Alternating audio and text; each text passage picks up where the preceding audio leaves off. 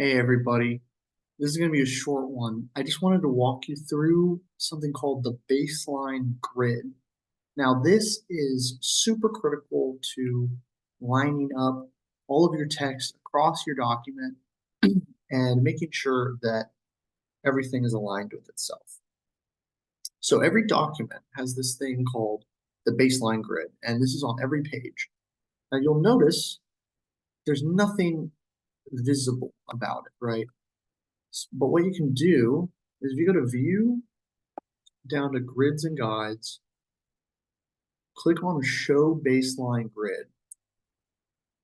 Now, you'll notice it looks like nothing happened.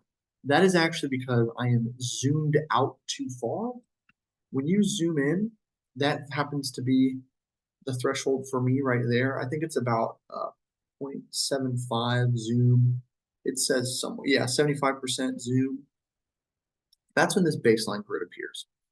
And so you can see we have edited um, our various texts, our heights, our distances between everything in previous videos. However, this text, none of it aligns with this grid that we've created. This grid is going to be the same on every page. So what we want to do is if you grab the box of text, it pulls up, I'm going to move my head, it pulls up all of these properties that we've been going through, right? We know about the paragraph styles, the characters. If you come down to paragraph, it will look like this. You'll just kind of see the alignments and the indentations that you can set your text as.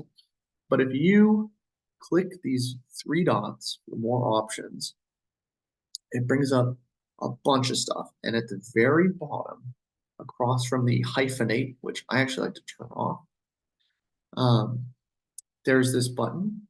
It's two buttons. It's a toggle option. Do not align to baseline grid is the default, and align to baseline grid. Click this and see how it moves all our text, regardless of the character height or width or anything like that, moves it to align on the baseline grid. And that will always be the bottom of the character touching the grid, right? So even something up here where our text is pretty large, right?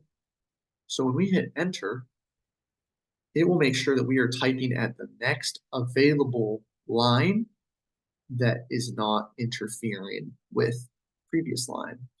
I'm going to actually, on this one, just going to have to remove the underscore just so you can see.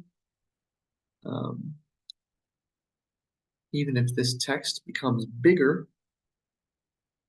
let's bump this up to like 30, it is going to align to the baseline grid. And so when I turn that off, you'll see that this starts to affect the spacing of everything. But the baseline grid is super, super critical to having a clean document. And you just want to make sure, for the most part, that all of your stuff is aligned to the baseline grid. So I just aligned that there. That's really it for this video. Super fun setting. Be sure to check it out. See you guys soon.